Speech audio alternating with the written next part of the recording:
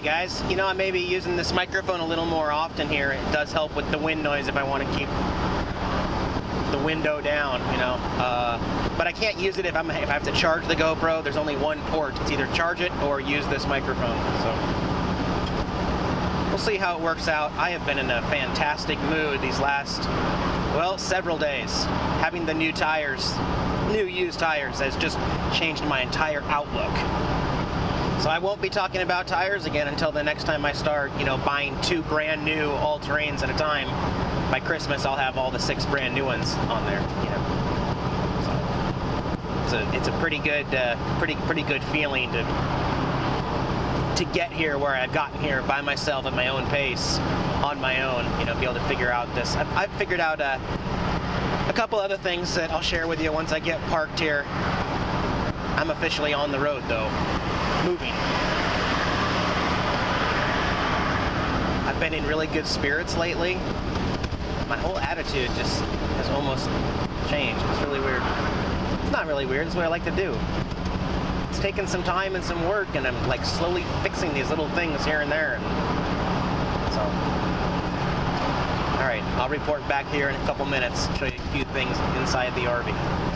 Yeah, still making upgrades here in the RV. I haven't changed anything over here much, except I have removed the inverter, so now everything runs off of my 2,000 watt inverter below.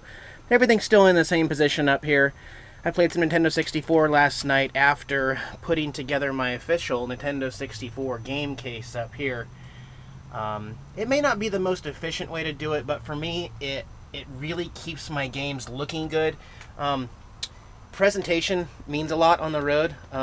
If it looks good, if I build it in a way that makes it so that I can see all the games, I'll play more when it's rainy and dreary or nighttime and I'm still, you know, wide awake. So the way I've displayed them like this on purpose is to put a row back here, a row here, and there's 4 games that are stacked, 4 here and then 4 there. Got all my bungee cords that are attaching them, keeping them in place. Then I've got my 6 most popular games to play up front. The controller with the adapter, the extension cord adapter for the controller, so I can, you know, maybe go all the way back, sit on the toilet maybe and play Nintendo 64 if I wanted to.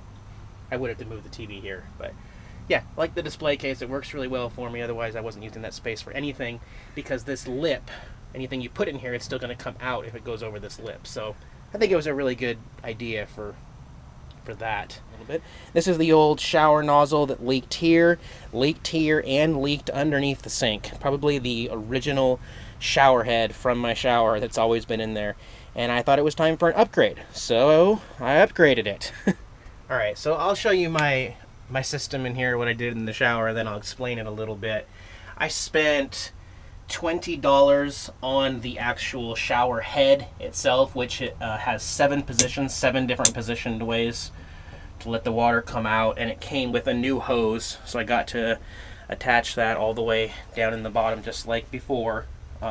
Something that a lot of people don't know about RV showers is they have the same 1/2-inch threaded stuff as your home ones that apply. So a lot of people think you can only go to Camping World or other camping stores and buy an RV shower nozzle, and that is not true. Almost all of them, as long as it's a 1/2-inch connector on both ends, will work anywhere.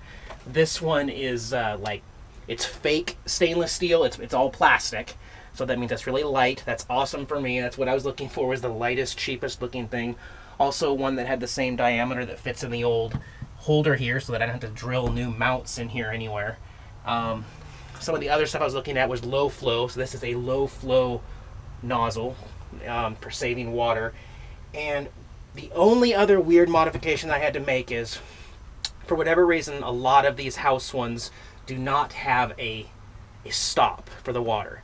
This one has what's called a smart pause, but it still allows water out, and that's by design. It doesn't stop the flow, it just really lets water out a lot less. But it's still like a waste of water. I do not need water just coming down while I'm lathering up soap. So didn't make a whole lot of sense to me, but luckily Lowe's sells this thing for $5, which is an inline valve that you connect. It has the male and the female. It basically just fits right in there, and then gives me the option to turn it on and off and pause completely the water stoppage, and that was $5 at Lowe's.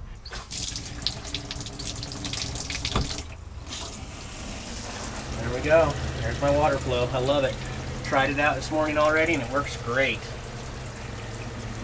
Then the last thing to show you, I guess, is up front. So let me go outside real quick and I will take you to the front area. Okay, this part took a little bit of work, but I have upgraded the stereo up front. It may look cool, but believe it or not, this deck is the $18 deck that's sold on Amazon Prime. That is literally only $18, but I will say it's very thin, very light, very cheesy, no CD player. It is just an FM stereo with audio input, and that's exactly what I wanted. I had to do a few things to modify this for what I want, because it was hooked into the driving battery. There's 2 speakers up front. There are also 2 really awesome speakers in the back, and the fader works perfectly. It's a great deep bass sound back there. But what I ended up doing was rewiring this deck with Andrew's help the other day, and the power and the ACC stuff come through and they are fused. They go down here, they go underneath the door panel, all the way behind me back to my battery bank into the fuse box of my solar battery bank, so that this deck can be turned on anytime and use solar power all the time. So yeah, turn that down. Anyway, yeah, so, and the fader and the balance works, so when I'm driving, I can change it so that just the front 2 speakers are working, so I'm not wasting watts. And as soon as I park, I turn the fader back to just the 2 rear speakers back there, and I can listen, and it is loud. It's awesome. It's only 40 watts RMS, so it's nothing. It's not, you know, you couldn't possibly use that power even using it all day while the sun's out, so yeah, awesome. It has USB, it has an SD card slot, and right now I'm just kind of using my audio in cord into my phone. But what I may want to do here one day is, well, either get a longer cord somehow, but I want to hook it into my TV system so that when I'm watching movies, when I'm watching TV, when I'm playing video games and all that, I can get the good stereo bass sound throughout the entire RV. And even for watching YouTube videos on the laptop, it'll be a great way to change it. And that was a really simple, easy install, technically speaking. So, yeah.